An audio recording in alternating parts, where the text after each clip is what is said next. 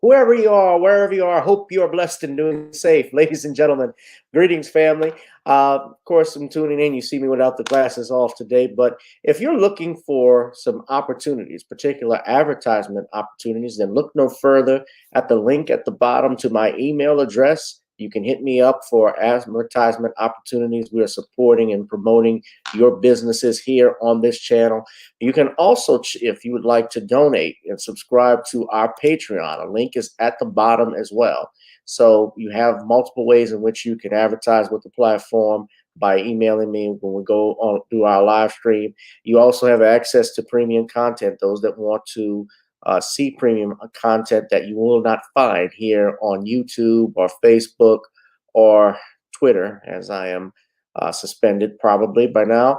You guys can check out the Patreon at link at the bottom. But advertisement opportunities, definitely email me, gavin.grich1@gmail.com for rates. And for the Patreon, it is the same as the YouTube channel. It is channel gboot2786. All right, I'll holla. Peace.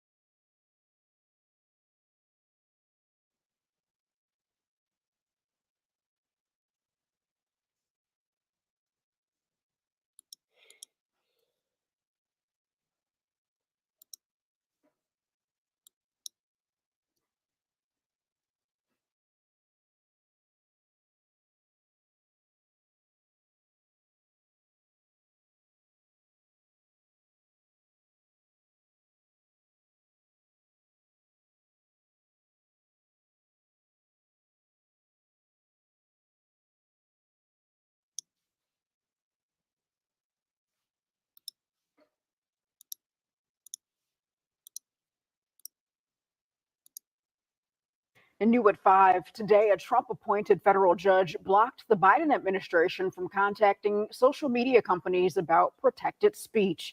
Attorneys general in Louisiana and Missouri argued government officials went too far in their efforts to limit disinformation and hate speech on social media platforms. The judge said he's likely to side with the Republican attorneys general in a final ruling. The White House said the Justice Department is reviewing the injunction and will evaluate its options.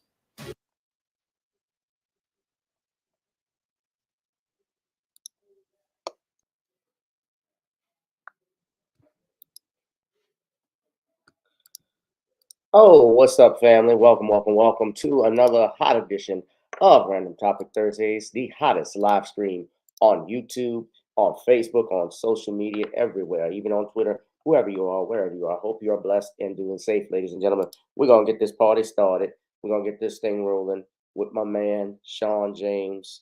Here he is, the author of The Man Crisis. He joins us as every Thursday. Sean, how are you doing this evening? I'm good, Gavin. How are you? Oh, I'm doing peachy, man. Uh, of course, why don't you do a plug-in right now? Sean, you know, is the author of The Man Crisis. You can support him by going to Amazon and purchasing that book, but he has some more books that he would like to tell us about. Go ahead, Sean.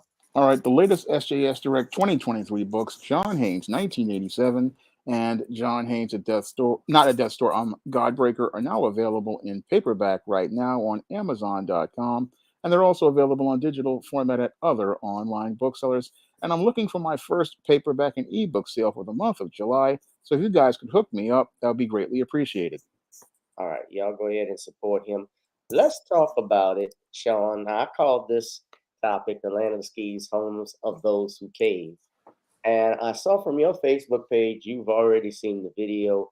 I just played it for everybody. What's going on? And the number one thing trending on Twitter, in social media, and on the news in general, is this situation. You have Keke Palmer, the actress, and her boyfriend or baby daddy, Darius Dalton, who are going back and forth over her choice of a revealing outfit at an Usher concert.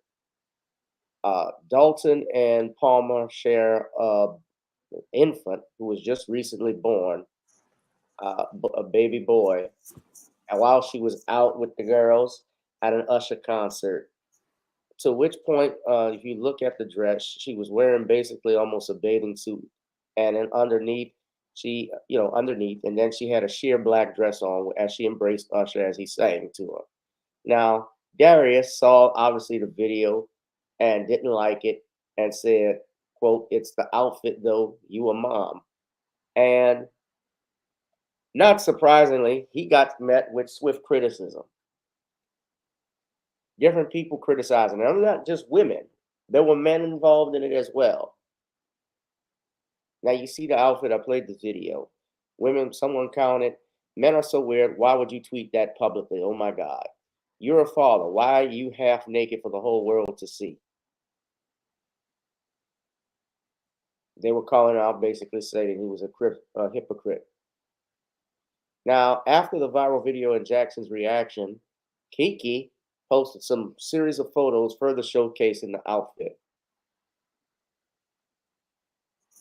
This was after the response. So she wrote on her IG, "I wish I had taken more pictures, but we were running late," indicating she was unbothered by Jackson's thoughts on her choice of clothing.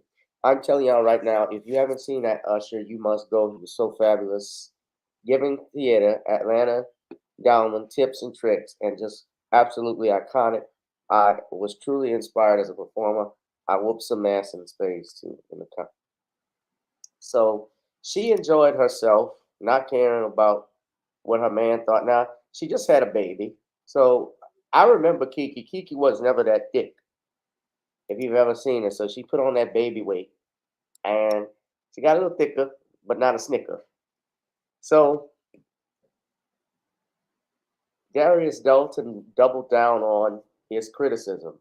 And he said, "We live in a generation where a man of the family doesn't want the wife and mother to his kids to showcase booty cheeks to please others, and he gets told how much of a hater he is.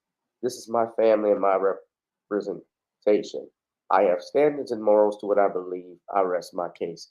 And I mean, people just going in, especially about his income. One person wrote, How you the man in the family and your wife's bank account is 12 times the amount of yours. Sit down and feed Kiki Palmer her grapes. Know your place and don't ever speak on her again. One other person wrote respectfully, one father to another, you got to be cognizant of the lane you're in. She's not showcasing booty cheeks so much as she is an icon, sharing the stage with an R&B living legend. She is Kiki Palmer. You are a Philadelphia Eagles Stan accountant.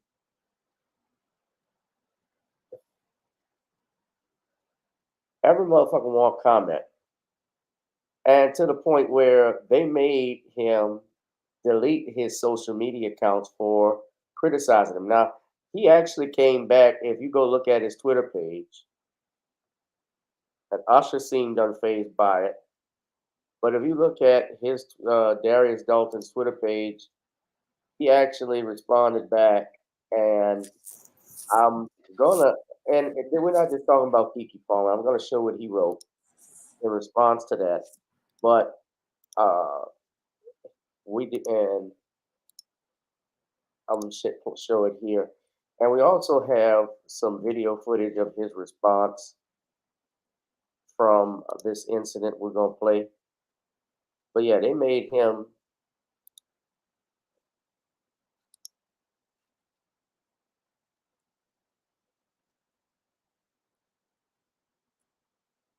I think this is his.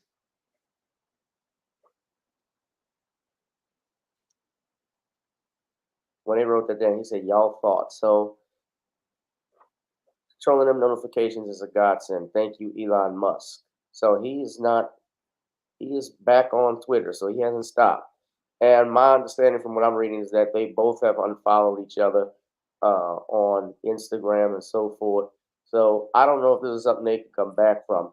But we're talking, ladies and gentlemen, really, and when I called it the land of skis, home of those who cave, it's for that reason, is that when you have a situation like this where, you know, women dress provocatively, and let's be clear, yes, she has a right to do whatever she wants to be. Yeah, there is a right to, you have free will to do certain things, absolutely. But guess what? And Sean, I think you would agree with this.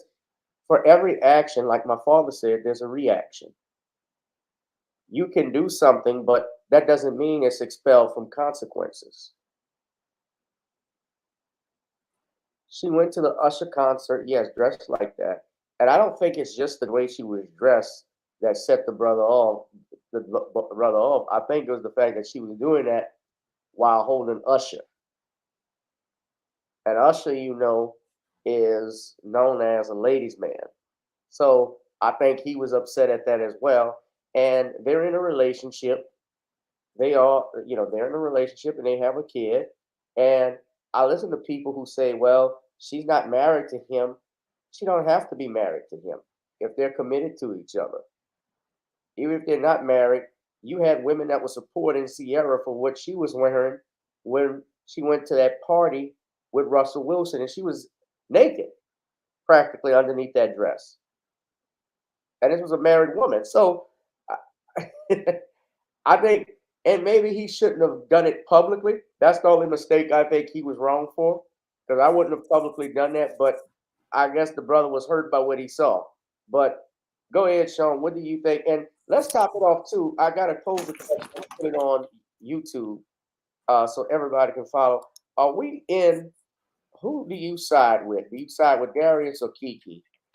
I mean, and are we in a position, Sean? I want to ask you this question before you answer, talk about Kiki Palmer.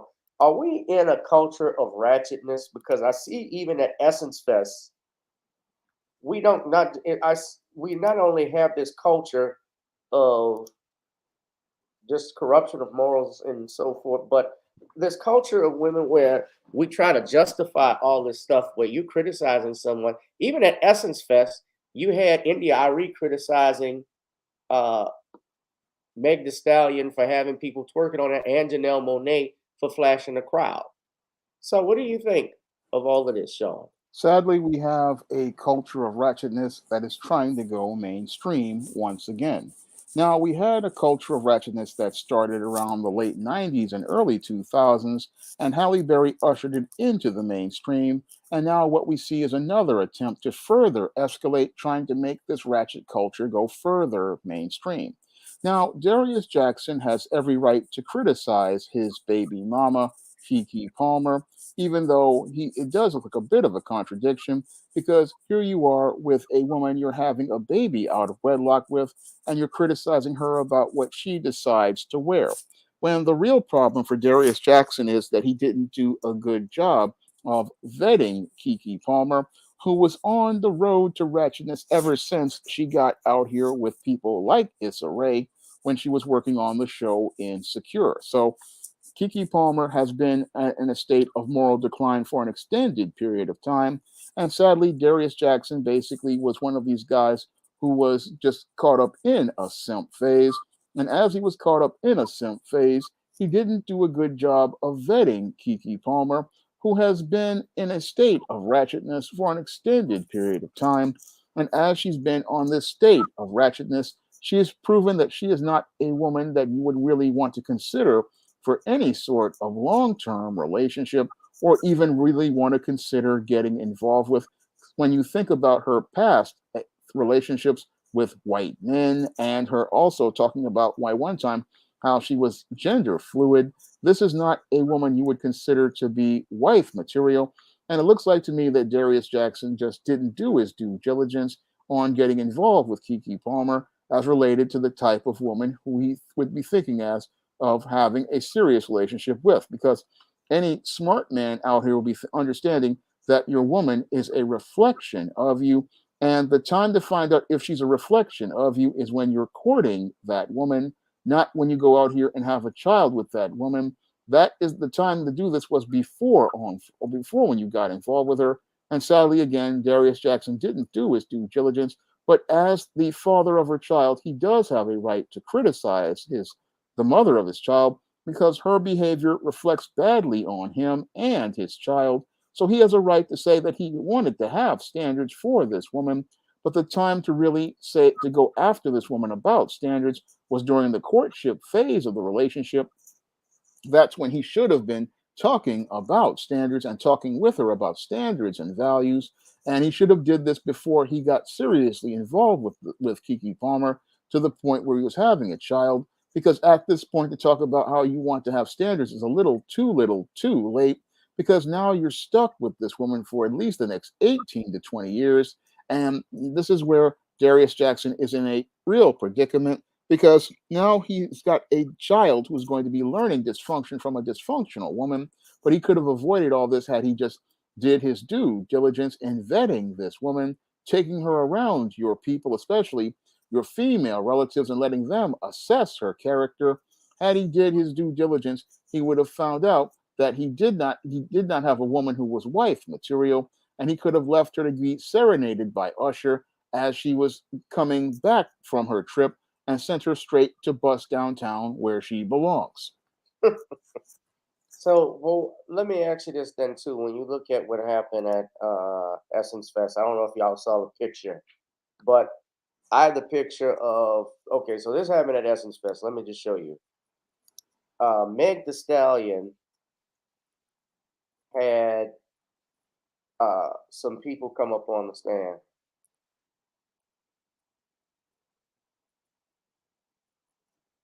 and India Ari, I guess, was critical of what she saw from Meg the Stallion as well as uh, who's the other guy? Meg the Stallion and Janelle Monae, excuse me, about what happened. And she got backlash for that. People were upset at her for criticizing Essence Fest to the point, well, she's the one, and people were going back on her lyrics. Well, she's the one that said she'll never criticize black women. You should never criticize this. And I really had the song, I'm Not My Hair, all this stuff. And I mean, do people understand the difference in what she's saying? So she got criticized for this. And she tried to elaborate later, just stating that she's not trying to go and, back and forth with this and trying to say that she hates or go at Meg Thee Stallion like she despises them or anything like that. But what she was talking about is just how we have standards. And Essence Fest, shout out to Dwan B. I was on his channel yesterday. He was talking about Essence Fest, and he asked, "Is Essence Fest done?" Because back in the day, Essence, when that was created in 1994, when they first did Essence Fest, they had artists like Aretha Franklin, the OJs, Luther Vandross, uh, I think Babyface, Boys to Men, all the artists that have come on there. I can name all of them when they initially started. And let's be real, a lot of black women, it was made and created for black women, essentially. I mean, women in general go down to Essence Fest, even to this day, Sean, to find men. And men go there for the same reason, to find women. I mean, that's real. They got gorgeous girls that go, gorgeous women that go there.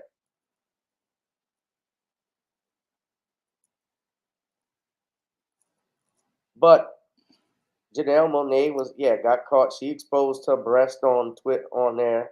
You did not release it. Get off my areola. And I actually saw she had a pasty on there. Ever since they gave Janelle Monáe acting jobs and she's been acting, she's been going nuts. But she got criticized for that by India Ari and people, of course, defending that. I just want to ask everyone. So, what I got on YouTube and what I'm asking you all is, who do you side with? So, do you think Kiki Palmer was wrong? Do you think Darius Shelton was wrong?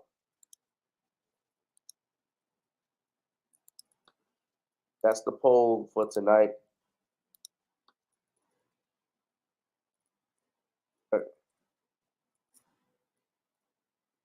And let me just ask you this too, Sean, because you stated something that caught my attention. You said, "Do you think?" You said the guy. You talk about the boyfriend of Kiki Palmer who was saying this. I think you was saying along the lines, even he comes off a little bit. I could be wrong. I'm misquoting you as a hypocrite, but that picture he had where he's showing his body and so forth. Do you think I find this is my opinion a difference because he's showing his dad bod on his bed and in front of a mirror versus Kiki Palmer standing in front of holding on to another man with her butt cheeks out? Is there a difference? Yeah, there is a difference because the IG photo he was posting was just by himself, but she was just basically looking to entice Usher. So there is a difference in between the two. And that when I look at the whole picture of the Janelle Monáe ratchetness at the festival that NDRE was calling her out on, I mean, what basically Janelle Monáe is doing is trying to pull a Madonna and trying to get attention because she's a washed up entertainer and she's trying to use sex to reinvent herself. And yeah, that is kind of ratchet and tacky, but it also reeks of desperation and the as related to Janelle Monáe. And when these entertainers try to pull these stunts, but what it does is it brings down the quality of life for everyone who goes to these festivals to listen to music. Because what it does is the same thing that happened to Freaknik. It goes from being a class crowd where people are just going there to have a good time to bringing in all of these ghetto types and ratchet types who turned the entire event into an orgy and a whole episode of deviancy. Because what these individuals do is bring down the quality of life for everyone at these events, and they also promote ideas again that breathe brand new life into old stereotypes about black people being out of control and sexually promiscuous. So when I look at what's happening at these events, it's just quite troubling to me because what we're seeing is the whole idea of these events. They're not the kind of sophisticated adult affairs that they used to be, where you just listen to some class music, meet some people who were of good character, No, they're getting to be as low class as the Freaknik became, and they're turning into the disaster that the Freaknik was. And this is what happens when you bring low class and low seed people into an event. They ruin it for everyone. Yeah.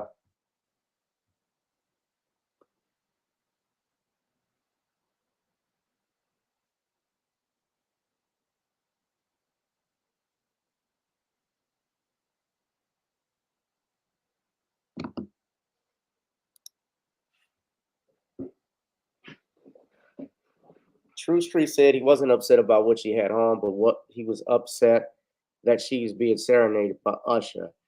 I think it's a mix of both. And you really, yeah, I mean, she went out with the girlfriend, so you didn't see him there, and she's being serenaded. Now, yeah, she's the most famous, I guess, out of her clique.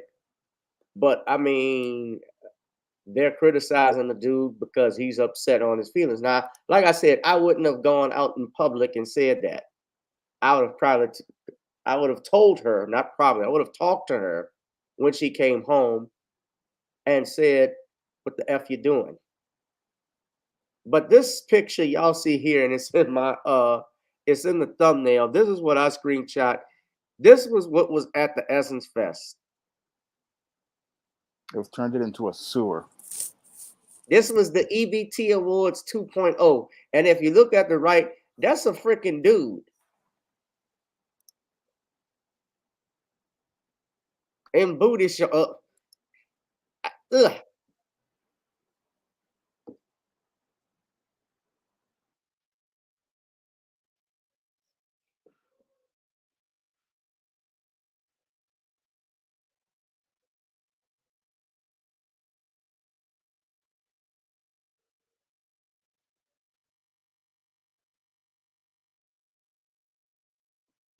And you can see Essence Fest used to be, yeah, Essence Fest, man, used to be classy. But I don't think Essence Fest is run by it certainly isn't run by the people who ran it 30 years ago. Remember, Essence has gone through ownership changes, just like Yeah. BP uh, is. You know, at one point they were very classy, and so and it's just changed. And you know, Hulu is the ones who put the Essence Fest on. Now they've changed it, but I was trying to show you all the '90s from the early 1990s, the lineup that they had.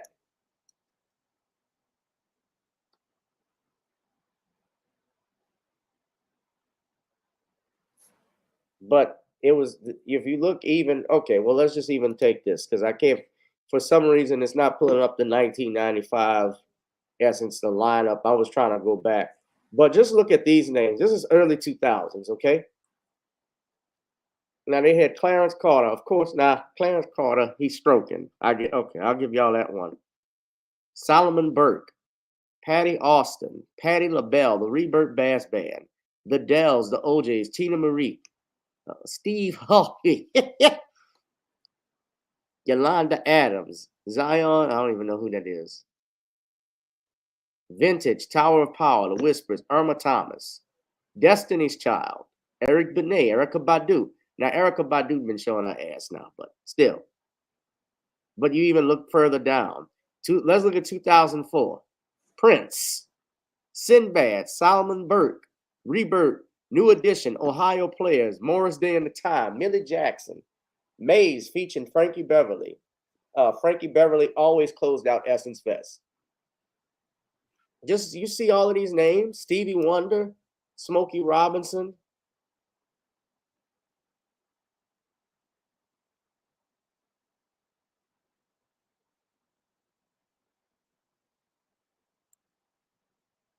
I see someone said this remind me of the scene from the Five Heartbeats where the man just overreacted. No, I see some people saying he just overreacted. How?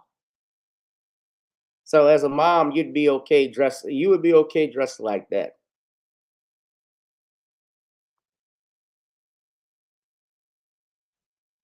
Someone said she's one similar, and he's both. Yeah, I mean, she's been known to do that. So I mean, he knocked her up.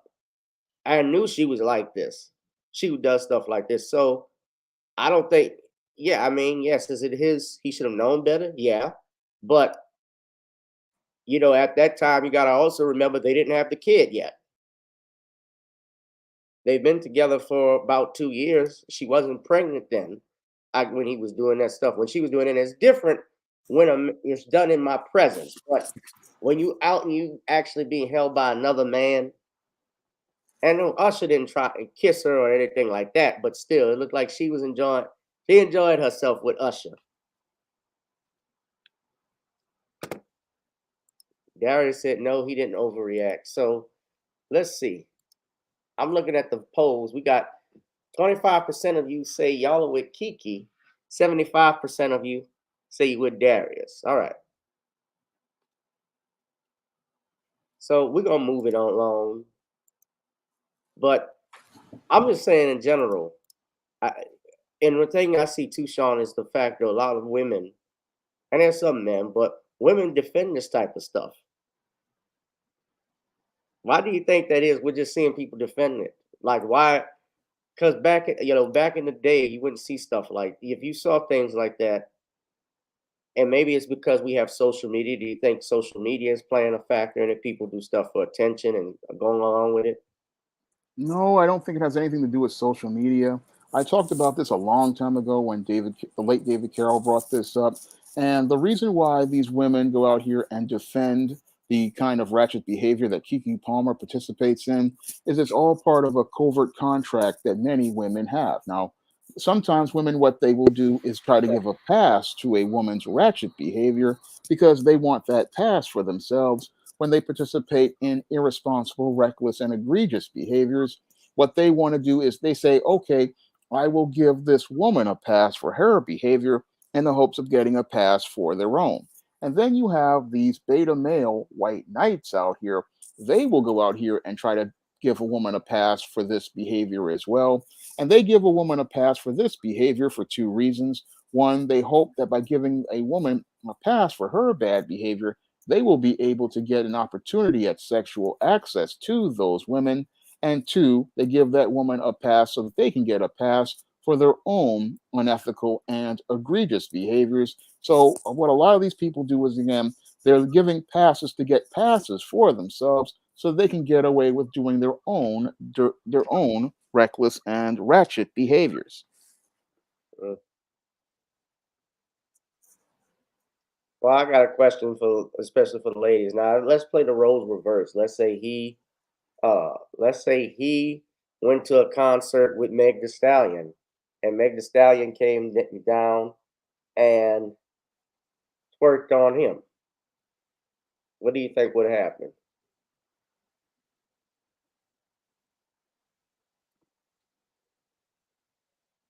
I think he would have got canceled on that case because it's a double standard. Because I know someone was, oh, he should be at home. Why he not there with that baby?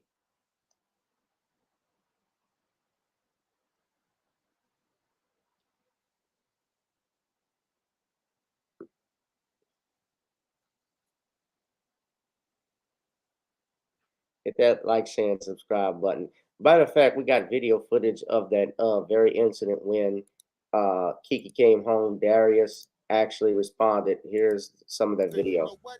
I'm a chill. Days on you and them cheeks.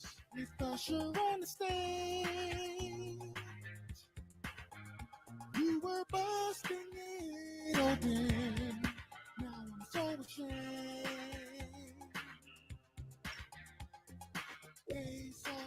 Hey, baby, what's happening? Yeah.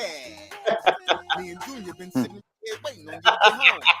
Junior, you remember him, don't you? You sure? Well, come on in here. Let me get that bag from up off you. Oh my God. Hit that like, share, and subscribe button, y'all. All the stuff on my timeline.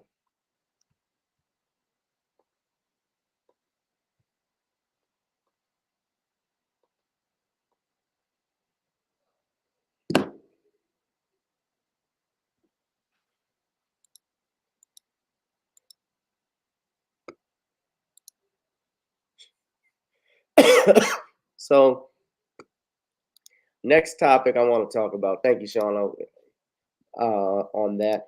I need you all also to hit that like, share, and subscribe button. We're hot and heavy right now. Hit that like, share, and subscribe button. We're going to be talking next about this court battle. This happened recently in my neck of the woods on a Western District of Louisiana. A federal judge who was appointed by Donald Trump, I don't know if you saw the video earlier, has issued a ruling that could have far reaching consequences for the United States government, for its ability to work with social media outlets like Facebook and Twitter regarding false and misleading claims about COVID-19, the jab, voting, other issues, and so forth. District Court Judge Terry Doty, who was appointed by President Donald Trump, issued a preliminary injunction on Tuesday that bars several federal departments and agencies from various interactions with social media companies. On Wednesday, the Justice Department filed a notice that it will appeal the injunction with the Fifth Circuit Court of Appeals in New Orleans. The government also expects to ask the court to stay the district judge's decision, meaning it will go into effect while the appeal is heard. So what's happened is you've had these Republican attorney generals from states such as Missouri and Louisiana, and they are contesting, especially as conservatives, that their freedom of speech rights are being violated by the government, because when they say things that they think the other side may think is misleading, they feel that the Biden administration is uh, meeting with these groups and forcing them or coercing them in which to remove their platforms and censure their posts and speech. So they filed an injunction to keep the Department of Justice away from their right to free speech. And a federal judge basically agreed with it. So we have here, and I'll show you the ruling that you can look at. It's a 7-page judgment. This is temporary. It's a preliminary injunction, and it is not official. So it is official, but it will be appealed, obviously, into the Fifth Circuit here in New Orleans. And of course, it's going to be going back and forth. And don't be surprised if it goes to the Supreme Court. But this is the judge's ruling. He says here that the plaintiff's motion for preliminary injunction was granted in part and denied in part, stating that the Department of Health and Human Services, the National Institute of Allergy and Infectious Diseases, and their employees in particular, the chief, I want you to look at this, one of whom, the office for the chief engagement officer for the Surgeon General. So the Surgeon General is involved in this lawsuit as well. The FBI, the Department of Justice, the White House press secretary, they are prohibited, according to this report. They're enjoined and restrained from taking the following actions as to social media companies: meeting with social media companies for the purpose of urging, encouraging, pressuring, or inducing in any manner the removal, deletion, suppression, or reduction of content containing protected free speech posted on social media platforms, specifically flagging content or posts on social media platforms and are forwarding such to social media companies, urging, encouraging, pressuring, or inducing in any manner for removal, deletion, suppression, or reduction of content containing protected free speech, urging, encouraging, pressuring, or inducing in any manner social media companies to change their guidelines for removing, deleting, suppressing, or reducing content containing protected speech, emailing, calling, sending letters, texting, or engaging in any communication of any kind with social media companies, urging, encouraging, pressuring, or inducing in any manner for the removal, deletion, suppression, or reduction of content containing protected free speech. So this is a 7-page judgment. They even stated they didn't need to post a security bond under Federal Rules of Civil Procedure 65 for the plaintiffs in this matter. He did deny it in part to the FDA, the Food and Drug Administration, the Department of Treasury, the U.S. Election Assistance Commission, and the Department, excuse me, I'm sorry, the Department of Further of Commerce and their employees. So this can be appealed. Now, why does this matter? Is because this curtails the federal government's abilities to interact with social media companies. And this is for, you says that the injunction specify what social media companies the government can't talk about. Yes, so everything you can think of from YouTube, Google, Facebook, Meta, Twitter, WhatsApp, Instagram, WeChat, TikTok, Sino Weibo, QQ, Telegram, Snapchat, Coatio, Q's on all of them. Now the question is, what is free speech? And this will be appealed. And I even saw Attorney General Eric Holder. He actually released a statement where he stated that he called the ruling pretty stupid and potentially dangerous. So, Sean, what do you think of this ruling? And I don't know what your thoughts are, if you support it or not.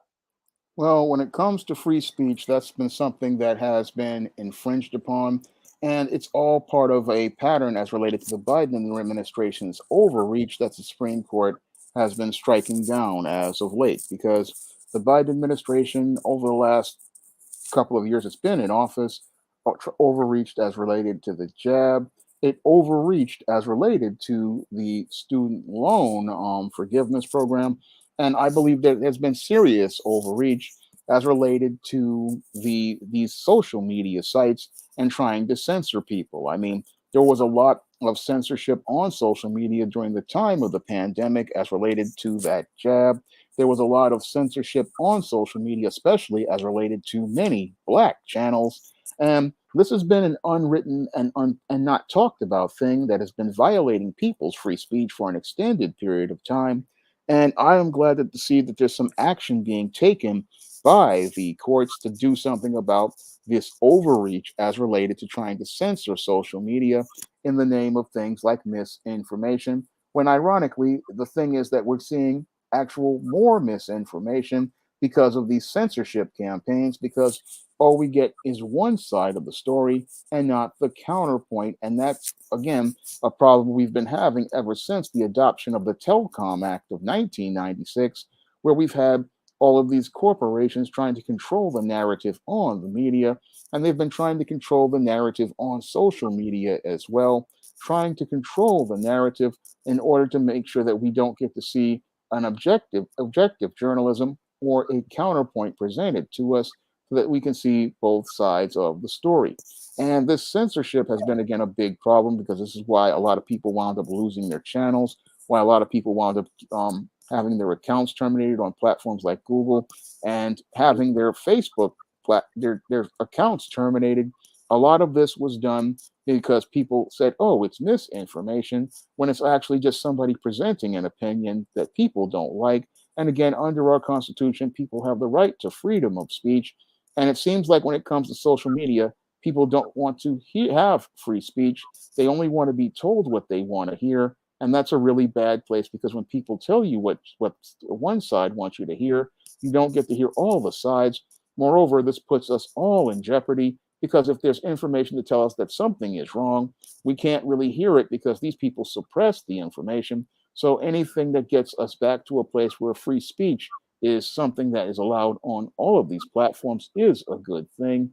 And I'm just hoping that it leads to a ruling where we can get free speech back on social media and end things like false flagging and things like the willful censorship. This is kind of stuff we just need to shut down because the whole thing is about free speech, is about protecting the speech we don't like, so we can get that counterpoint out there and see both sides of the story. All right. Freedom of speech is not about speech that's good. Speech is about protecting speech that you don't like, the speech that is adverse to the popular opinion. That's why we support the First Amendment.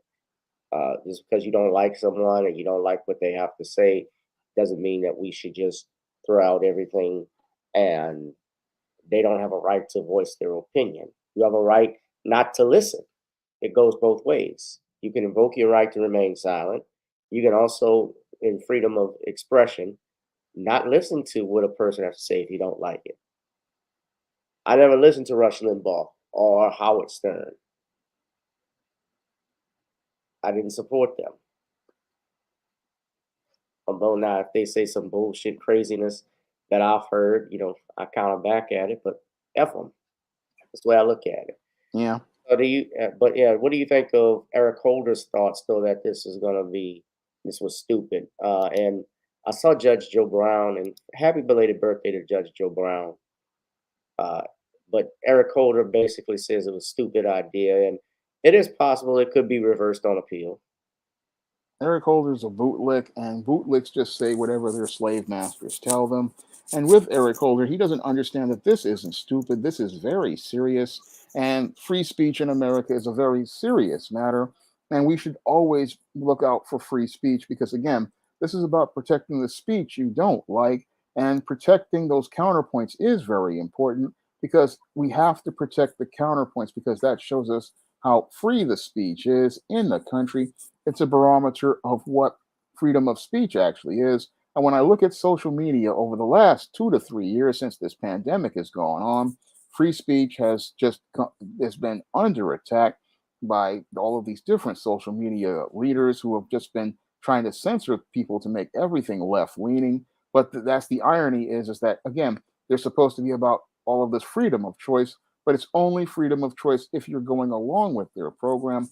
But with actual freedom of speech is where both sides can get to present their points. And if Eric Holder dismisses this, it shows how he's completely out of touch about one of the most important aspects of a culture, and that is the ability of people to present counterpoints to points that are presented in a country. And this case has major impact because we have been dealing this on the black sector of YouTube for an extended period of time. I mean, in the black sector of YouTube, that many channels have been flagged and taken down, all because people Like me. expressed opinions that they don't like. And this is why we need a serious court ruling on free speech to protect free speech on social media once and for all and end crazy campaigns like false flagging, shadow banning, and other tactics that are used to silence those who the mainstream don't want to have a voice. Right. I remember even back in when Obama was president, President Obama, there was a new law that was going to prohibit the rights of protesters, where you couldn't occupy uh, certain certain areas while the president or a federal officer was there, but particularly the president. And there were people criticizing that. I criticized it. Basically, how you couldn't protest within certain 100 feet, and you couldn't say such and such, otherwise you'd be arrested. And I didn't like that.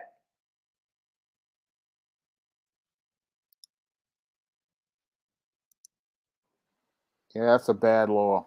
And it really would have been unconstitutional. If they did pass it, it is unconstitutional. Well, I don't think my understanding is that it revised the 1971 law against trespassing into areas under Secret Service protection. Now, they cannot stop, even if they did pass something like this, they would be sued in court over this. And I think they would likely lose if they tried to fight back on it. But that was the Federal Restricted Buildings and Grounds Improvement Act of 2011. But I don't believe that this happened. But I mean, we as citizens already, Sean, have given up a lot of our rights. With the passage of the Patriot Act, we've subjected ourselves to unreasonable searches and seizures. We have the cyber, I remember this too. Now, Obama did pass this law that if you are, that back in 2012, 2013, 2014, President Obama signed into law a new bill that if you were arrested and you were accused of terrorism, you had no right to be brought within 72 hours before a magistrate or judge. That is true. During the wartime, You don't have that right. And we also look at things like Agenda 21 that's sponsored by the United Nations, these new gun laws that they're trying to pass. Uh, and, the United Nations is trying to circumvent the Constitution of the United States. I start to question stuff like that. So, the main thing, ladies and gentlemen, if you want to buy a gun, go buy a gun. Don't you give up your rights. You got them in this country. You're blessed to have them. Exercise them. Do it lawfully. Follow law, obey it. But exercise them when you got it. Y'all be sure to hit that like, share, and subscribe button. Also, purchase my book on Kindle, The Commonwealth of Pennsylvania versus William H. Cosby Jr., ladies and gentlemen. You can support this channel. As you know, we're not monetized, by going to the Cash App, the PayPal, Zelle, and dropping something in the collection plate, ladies and gentlemen, for the pastor. Now, finally, Deacon Sean, let us discuss this next topic that we need to talk about. Jonathan Majors, he is fighting back. He basically, we know that Jonathan Majors was a rising star in Hollywood with films such as Ant-Man and the Wasp, Quantumania, where he played Kang the Conqueror, as well as Creed 3. He also was in a TV show called Lovecraft Country. He was a star actor. Also, in other movies he's done is The Five Bloods, and he recently did Creed 3, which I think is done phenomenal at the box office. Was directed by the brother Michael B. Jordan. He's fighting back now. He's facing some domestic violence charges, and he's scheduled to go back to court in August for trial. Now, he has filed a complaint with the New York Police Department against his accuser in this case. So, this article from the New York Times says Jonathan Majors has evidence, New York PD has evidence to arrest woman who said Jonathan Majors hit her. A lawyer for Mr. Majors, a star of the Marvel movies, has stated that he was the victim in the domestic violence investigation. So, the New York Police Department has determined that a woman who has accused the actor Jonathan Majors of assault attacked Mr. Majors herself and believed that there is enough evidence to support her arrest, according to 3 people with knowledge of the matter.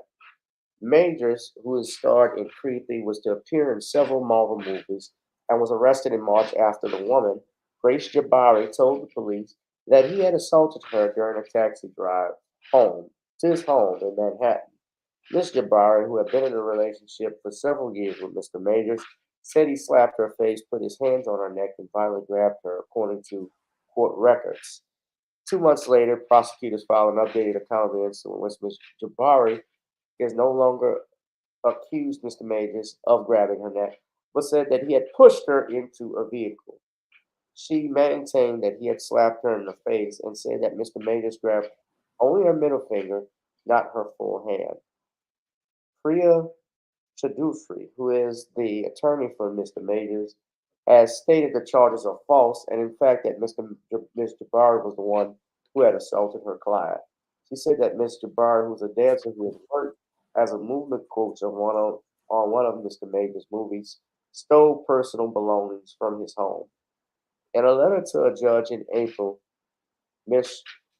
Chaudhry said that Ms. Jabari's tale was a complete lie and told an alternative story that after Ms. Jabari physically confronted Mr. Majors, hitting and scratching him, she went out clubbing and later passed out in a closet at his home, waking up with injuries to her finger and ear.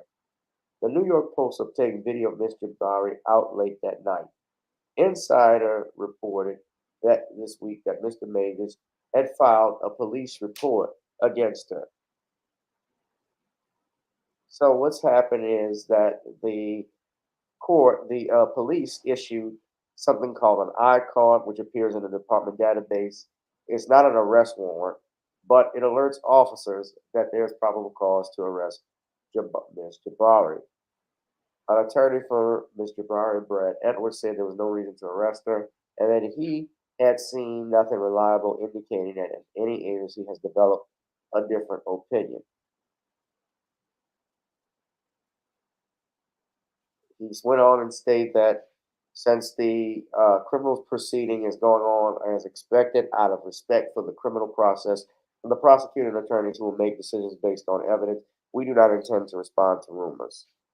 So there is, he has filed a complaint. She has not been arrested as of yet. But this man has lost, Mr. Majors has lost out on a lot since this occurred, and other people have come out trying to say how he has been behaved on sets. He has not only lost movie deals, but his commercial with the United States Army, which was I think was worth over 117 million dollars. Not that he was getting that, but the Army, Sean, they have a low enlistment rate right now, and they're trying to get more people in. And the Army took his commercials out of rotation. He also had uh, he also did several commercials for the baseball team in Houston. I think the Astros. They took his stuff down.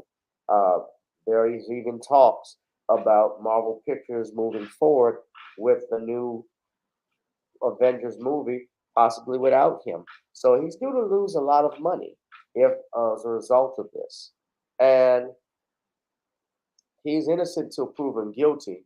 And this is an image thing why they removed those videos. But is this something you would want to see? Is this? I mean, you're in, you're innocent till proven guilty in this country, but a black man in America, Sean, is never given that benefit of the doubt. But Jonathan Majors is fighting back to clear his name, and I want to ask you first off, as someone who owns his own company, and you had a situation, if you had an employee, and I know you work for yourself, but if you had an employee who was making millions of dollars and there was a situation like this, let me ask you, would you remove him from your company? And let's say he is acquitted, would you hire him back or would you just move on? And what do you think of what's going on with his complaint against the accused in his case?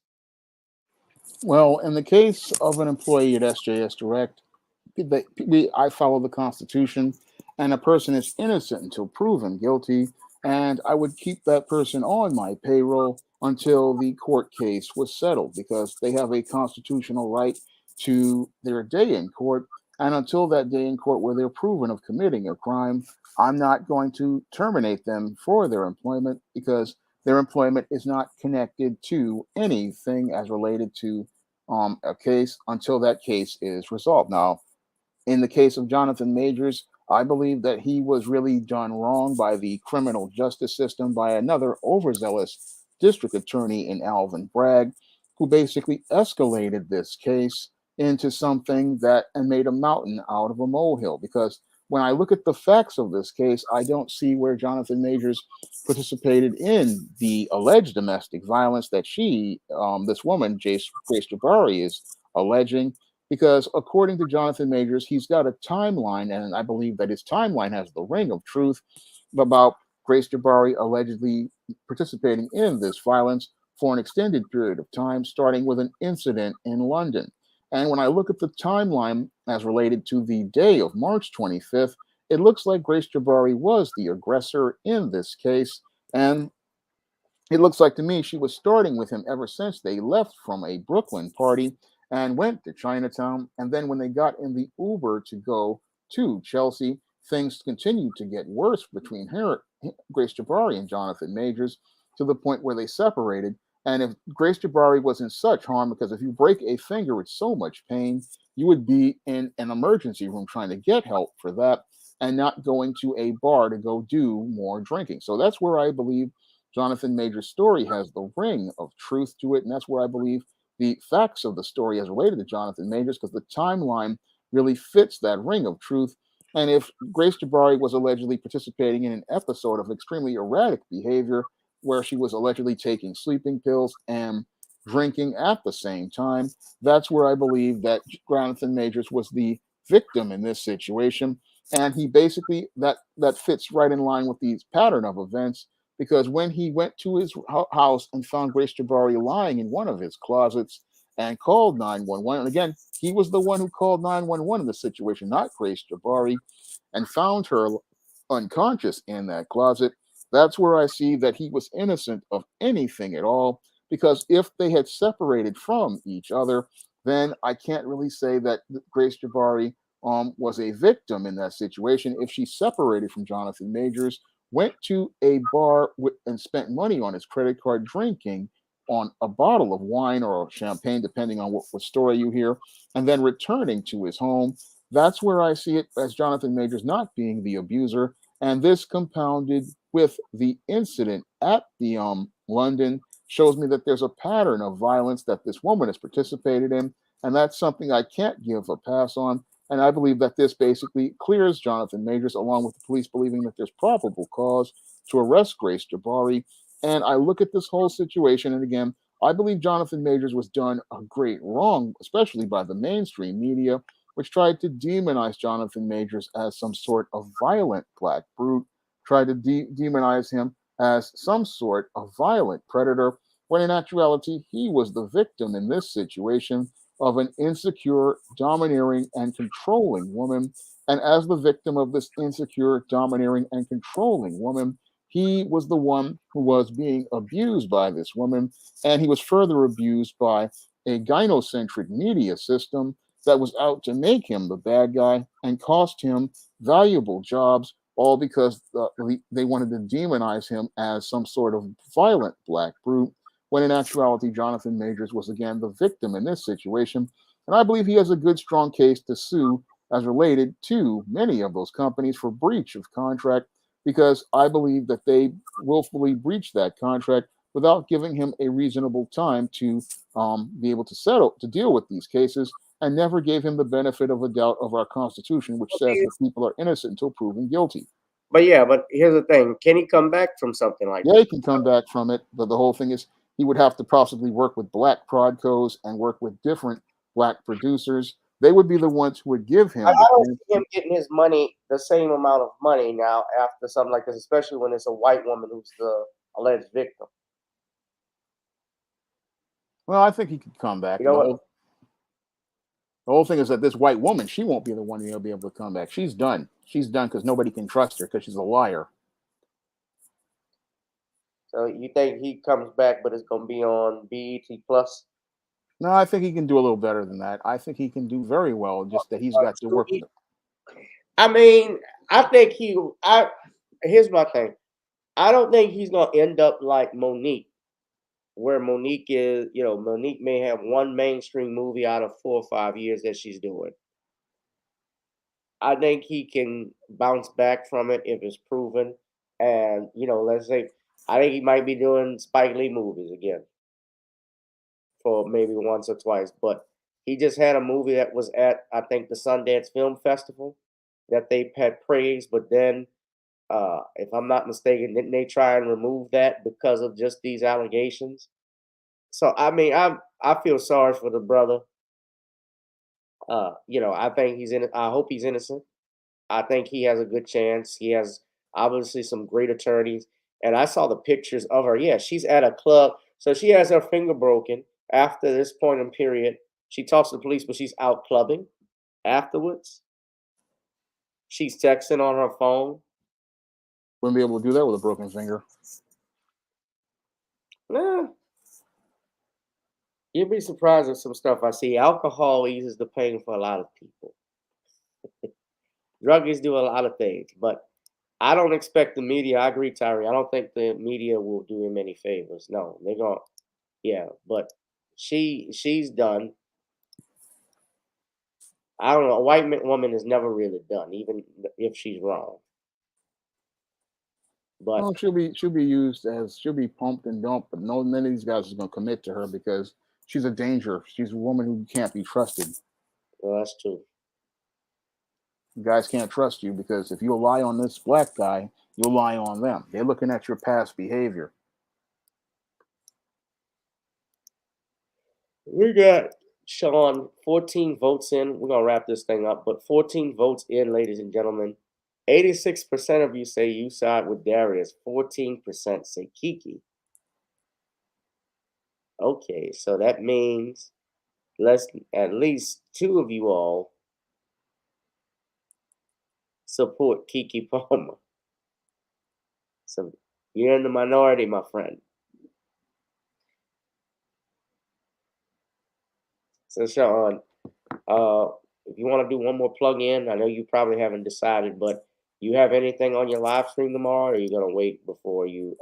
I'm gonna have to wait because I'm still thinking about whether what I want to do. I mean, I may do a live stream talking about that, about the culture of ratchetness, or I may be doing one about these women who are just really haughty and arrogant. This modern woman, and it's just still up in the air. But until then, you guys can head over to Amazon.com and pick up the 2023 SJS Direct books, John Haynes Godbreaker and John Haynes 1987. And again, I'm still looking for my first paperback and ebook sale for the month of July. And I really would appreciate it if you guys headed over to Amazon to pick up these two great books and the other books on the SJS Direct catalog. All right, give it up for Sean. I told Jaleel, Jaleel, shout out to him. He loves. He comes on our channel, supports us all the time. He had, he's into R&B and so forth. So he was talking about the rightful lineup and stuff, and he happened to have Usher in one of his on the cover, and I said that's Kiki's favorite song. And I said that's got to be Kiki. I said that's Kiki's wallpaper.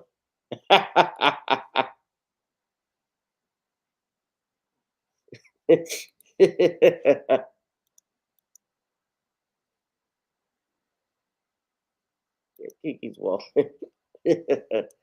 uh, I bet them votes for Kiki was that was Usher, and Danielle.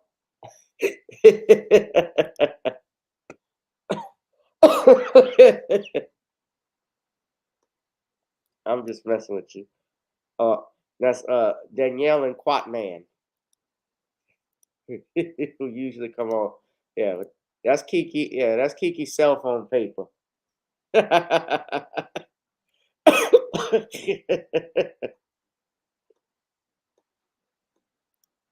You don't have to call. It's okay, girl. I'll be your baby daddy tonight. Woo! Uh, What do you think? I got a question. When Darius saw that on the phone, just curious, Sean, do you think he was punching the air like Cuba Gooding Jr. in Boys in the Hood? Probably. You wanna fuck with me?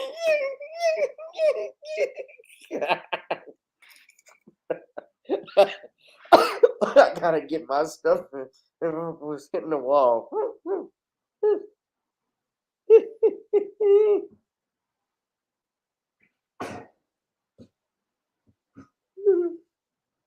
Usher fans wanna fuck with me.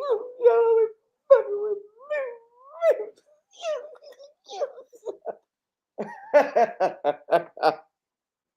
Ooh, calm down, Trey. No, no. I don't know. I wish the brother well. True Street says, unfortunately, Mr. Majors in a lot of work with a court of public opinion holds more weight than the court of law. Hopefully, he can move past this and continue to shine. That is 100% correct. I mean, look at O.J. Simpson, look at Michael Jackson. Now, Michael could, even after the uh, child molestation act trial, and he was acquitted, people still to this day still say he's guilty, which I don't personally believe. But court of and he has the fan base. Might have the fan base to recover from something like that. Like there are Michael Jackson fans all over the world. O.J. Simpson didn't have that. Bill Cosby doesn't have that. Now, from a legal perspective, I know that all three of these men, yes, they were acquitted. I know Bill Cosby's case, his case was overturned because when they looked at the charges, as we've talked about it before, they couldn't hold any. It couldn't be brought in the first place. It was outside the statute of limitations, and a deal was made with him and the prosecutor. But his presumption of innocence stands as a rock. And I also just want to point out too, Sean, and I will talk about this in another video. There's a lawsuit now still going. These two, there's still a lawsuit going against Michael Jackson. Did you know that his estate, Wade Robinson and James Safechuck, their trial is going to move forward. Here, this man has been deceased for 14 years, and we still talking about this shit. Stuff that was cleared by the FBI and everything. It was cleared by not just by the FBI, the state of California in a trial. These men testified. Wade Robinson, I know Tom Mesereau, Tom personally. I've had Tom on his show. He said Wade Robinson testified for the whole day, several hours, and he was under cross-examination. And at any moment, he could have slipped and came out and said, Michael Jackson touched me. Michael Jackson nutted me off. He never said nothing like that. He was steadfast. He said that was his first witness in the case. Did you know that? So he's telling a story that runs diametrically opposed to his own case, to his own testimony. He's a liar. He perjured himself. But his case can move forward in court because of these look-back laws. That's why I hate this shit. I can't do it. Look-back laws are unconstitutional. If you're an attorney, yes, they are. If you're an attorney, you need to all look at these laws that your Senate and state is passing. And let's be real, why they passed it, Sean, it was because of Bill Cosby. They even said that on CNN. There's a big article talking about how the law in California changed because of Cosby. Vegas did it, as well as New Jersey, and I think Pennsylvania and a few other states. I want y'all to think long and hard, black men, about what's going on in this country. And you better pay attention. And your political leaders, and this is for me too, because I didn't know this was even happening. Now, in Louisiana, we don't necessarily have look-back laws, but there are laws that are specially made, especially for kids that have been molested and so forth. And they do give them basically a time to when they can remember to come back. But the problem with that is that even if this is true, Sean, let's say for the sake of argument, some of this stuff happened. Our Constitution still states you're entitled to a fair and impartial trial. It also says you're entitled to a speedy trial. Yep. Now, with murder cases, there's no statute of limitations because we obviously don't want a murderer running around in our communities. And it's a homicide. And yes, in some instances, rape cases get extended even longer, like 30 years. And in some states, it may be life. They've changed now. But how do you defend that as a criminal defense attorney, and especially now when you have everybody doing documentaries, docuseries on stuff like this, and people getting sympathetic? There's no way to defend that. A jury is going to look at that, and it's hard.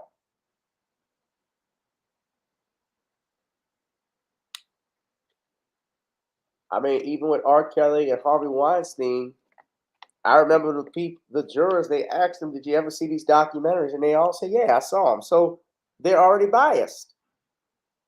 There's a strong possibility. They think, well, he may have, like, maybe he didn't do it for this crime, but he did it on that crime. That's the type of thing. I'm going to get him anyway. And that would be unconstitutional. That would be an error because you have to, as a juror, you have to convict based off the charge presented and who's it's against. Not this stuff, well, he got away with this one, so let me get him for this. That's not right. True Street said cash grab. Y'all hit that like, well, I'm about to wrap it up. Y'all hit that like, share, and subscribe button. And share alike. Please go to the Commonwealth of Pennsylvania versus William H. Cosby. Go on Kindle and get the book. The Commonwealth of Pennsylvania versus William H. Cosby. Shout out to Danielle and Cheryl Massey for your contributions. I appreciate it. And you all can still, if you'd like, you can donate there. Yeah, nobody wants this whack ass move. I need to have Todd's back on. I like to have Todd and his cousin. I like to have his cousin Ziggy on, who's Jackie's cousin, if you go on YouTube, I mean, he goes in on Wade. He says nobody wants your lame ass dance move, bro. It sucked. nobody wants nobody wants that.